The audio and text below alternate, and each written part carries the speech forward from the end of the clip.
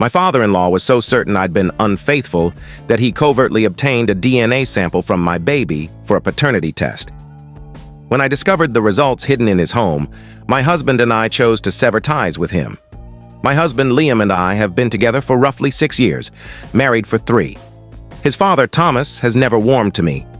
I suspect it's because I don't fit the mold of the woman he envisioned for his son. Liam hails from a conservative family where the women tend to be reserved and deferential. His mother rarely voices her opinions, always agreeing with Thomas. His sister mirrors this dynamic with her spouse. I, however, am different. I have a career, I'm outspoken, I hold firm opinions, and I don't just agree with everything said to me. Over the years, Thomas has remarked that I'm too self-reliant or overly focused on my job. When Liam and I got engaged, Thomas privately questioned him about whether he was sure about marrying someone who might not prioritize being a traditional wife and mother. Liam shared this with me later, and we both dismissed it as absurd, though in hindsight it was a warning sign. Thomas isn't overtly antagonistic, his approach is more subtle, with passive-aggressive jabs. For instance, when I got a promotion last year, he commented that it was great some women could have it all, but he hoped I wouldn't let my job overshadow what truly matters. Whenever I prepared meals for family events, Thomas always found fault. Too little seasoning, not enough variety, or why didn't I make his preferred dish? Liam always stood up for me, which I valued, but he often tried to diffuse tensions rather than directly challenge his father. He'd excuse Thomas's behavior as old school or harmless. I understood family dynamics are tricky, but sometimes I felt Liam prioritized avoiding conflict over fully supporting me. Tensions escalated when we began trying for a child. It took us about 1.5 years to conceive our daughter, Ava. During that period, Thomas suggested that my job stress might be hindering my ability to get pregnant, and even recommended I quit work to focus on being a wife, citing his generation's norms. I brushed it off, but it grated on me. When I finally became pregnant, Thomas's demeanor shifted oddly. He grew overly fixated on my pregnancy, asking intrusive questions about my medical visits, the conception timeline, and whether I was taking proper care of myself. Initially, I thought he was just eager about becoming a grandparent, but something felt off. He'd make pointed remarks about hoping the baby resembled Liam or how unpredictable genetics could be. These comments intensified as my pregnancy progressed, often accompanied by a skeptical look that unsettled me. Liam noticed but insisted his father was just excited, perhaps nervous about grandfatherhood. I should mention I traveled for work a few times during pregnancy, short overnight trips for client meetings. Thomas was oddly curious about these, asking where I was going, who I was meeting, and where I stayed. Liam attributed it to concern for my well-being, but it felt invasive. Ava was born 8 months ago, and she's wonderful. She has Liam's dark hair and nose, but my lighter eyes and perhaps my facial structure, a clear blend of us both.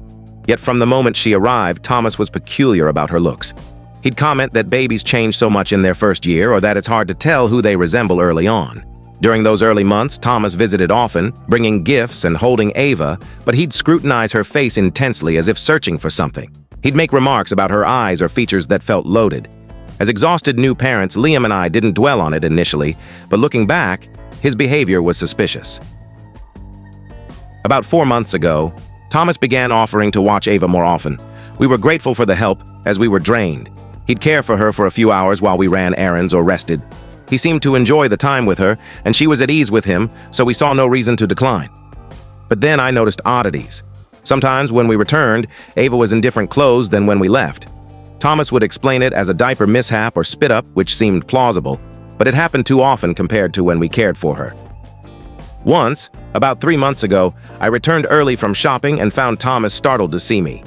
He was in the kitchen with Ava, looking almost guilty. When I asked if everything was fine, he said she was fussy about her bottle.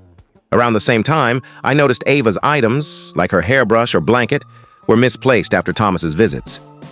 Liam thought I was overthinking it, suggesting his father was just tidying up or forgot where things went.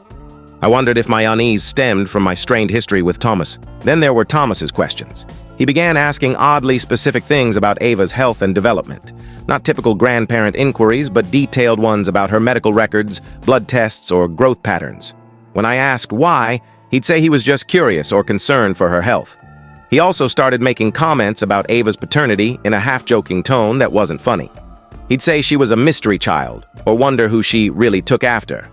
Once he mentioned how modern technology could clarify so much about babies. When Liam asked what he meant, Thomas laughed it off as idle musing. I tried discussing my discomfort with Liam, but he defended his father, saying Thomas was just adjusting to grandfatherhood or lacked experience with infants. I didn't want to stir family drama over potential misinterpretations, so I let it slide, though my instincts screamed otherwise. The breaking point came 2 weeks ago. Liam was away for work and I was home with Ava, feeling overwhelmed. When Thomas offered to watch her for the afternoon so I could rest, I agreed. I planned to nap and tidy up. Thomas arrived around noon, and Ava was content after her lunch. I told him I'd be upstairs resting and to call if he needed me. He assured me they'd be fine. I fell into a deep sleep, waking at nearly 5 p.m., about 4 hours later. I felt guilty for sleeping so long but refreshed. Downstairs, the house was eerily quiet. I called for Thomas and heard him from the kitchen. When I entered, he was holding Ava, who was unusually fussy, reaching for me and whimpering, unlike her usual calm demeanor with him. Thomas seemed nervous, quickly explaining that Ava had been great, but got cranky recently, likely needing me. He handed her over and began packing up hurriedly, which was unlike his usual lingering chats. I noticed Ava's hair looked different, as if someone had combed or parted it unnaturally. I don't style her hair beyond keeping it natural, so it stood out. When I mentioned it, Thomas said he'd been playing with her hair. More troubling, Ava's outfit had changed. I dressed her in a favorite blue dress my mom gave her, but she was now in an unfamiliar plain gray onesie. When I asked, Thomas said she'd spit up on her dress, so he'd changed her into something from her dresser. But Ava rarely spits up anymore, and I didn't recognize the onesie. I asked where the blue dress was to wash it, and he said it was in the upstairs hamper. I checked later. It wasn't there. I searched everywhere and never found it. The interaction left me uneasy. Thomas left quickly, and Ava was clingier than usual that evening, as if something had upset her. When Liam called that night, I shared my concerns. He suggested I was stressed and reading too much into it, but I couldn't shake the feeling something was wrong. I began connecting Thomas's odd behaviors, the outfit changes, the medical questions, the paternity comments, and suspected he doubted Ava's paternity and was seeking proof. Determined to uncover the truth, I learned Thomas and Liam's mom would be away visiting Liam's aunt, leaving their house empty. I'd been to their home countless times and knew where Thomas kept important papers. Feeling desperate, I used their hidden spare key to enter their house while they were gone. I felt awful about it, but needed answers. In Thomas's office, I searched his desk and filing cabinet. In a bottom drawer, under old financial records, I found an envelope labeled with Ava's name in Thomas's handwriting. Inside was a paternity test report from an unfamiliar lab, dated 6 weeks prior, around the time Thomas babysat more often. It confirmed Liam as Ava's father with 99.97% certainty. I sat stunned, realizing Thomas had secretly collected DNA from Ava and Liam to test his suspicions. Despite the results proving his doubts wrong, he'd hidden them and continued treating me with suspicion. I photographed the report, returned everything, and left, feeling numb. When Liam returned, I showed him the photos. He initially doubted their authenticity, insisting there must be another explanation, but the evidence was undeniable. After a long silence, Liam decided to confront Thomas. Yesterday, he went to his parents' house and asked about the test. Thomas denied it at first, but admitted it when Liam mentioned the report. He claimed he was protecting Liam from potential heartbreak, citing my suspicious behavior during pregnancy, like my work trips, and Ava's appearance at birth. When Liam noted the results cleared me, Thomas said he was relieved but offered no apology or acknowledgement of his overreach. Liam came home shaken, hurt that his father suspected me without discussing it and betrayed our trust. After hours of discussion, we decided to cut contact with Thomas for now. His actions, secretly testing our child, violated every boundary.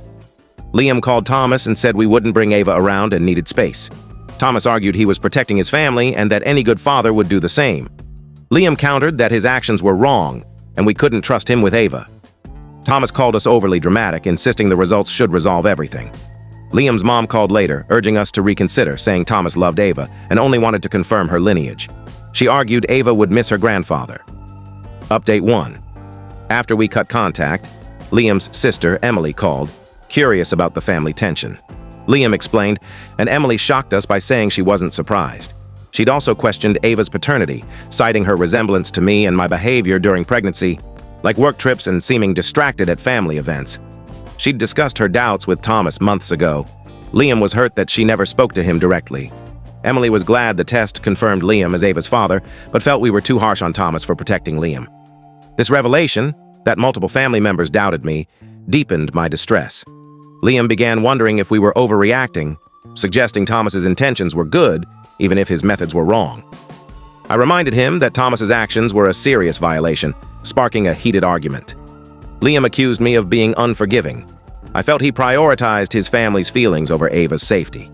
Liam's mom called me, saying Thomas felt awful and suggesting family counseling. She insisted Ava needed her grandfather and that I should consider what's best for her, not just my hurt. I began questioning if I was being selfish, given the test disproved Thomas's suspicions. Liam leaned toward reconciliation, especially after Emily's comments made Thomas's actions seem less irrational.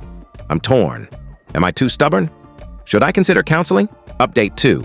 Feeling pressured to reconsider, I sought more details about Thomas's actions to understand if I could move past them. Liam asked Thomas how he obtained the DNA samples. Thomas revealed he'd planned it for months, researching labs that accepted hair samples for easier collection. Over multiple babysitting sessions, he'd taken hairs from Ava's head while she slept, needing several tries due to lost samples. He'd also collected Liam's hair from his old bedroom during family visits. Shockingly, during that afternoon I'd slept, Thomas admitted to giving Ava liquid Benadryl to make her drowsy for easier hair collection.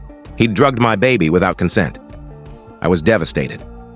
The thought of Thomas medicating Ava without my knowledge was horrifying. What if she'd had a reaction or overdose?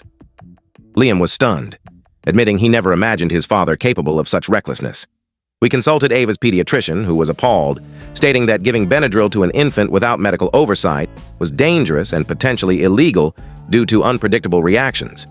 She suggested reporting it to the police. An officer confirmed that unauthorized medication could be considered child endangerment or assault, advising us to file a report if we chose. We confronted Thomas about the Benadryl. He defended himself, claiming he used a small, safe dose based on online research to avoid her fussing. I was livid. He'd experimented on my daughter with no medical expertise. He dismissed my concerns as dramatic, insisting Ava was fine and many parents use Benadryl for sleep. Liam told him it was unacceptable, but Thomas argued he'd spared us stress by not asking permission. I warned we might report him. He called me ridiculous, claiming his grandfatherly love justified his actions. He stormed out, accusing us of ingratitude. We decided to file a police report to document the incident and sought a restraining order to protect Ava, as recommended by the pediatrician. Liam's mom pleaded against legal action, calling it a misunderstanding, but I can't see drugging my child as anything but deliberate and dangerous.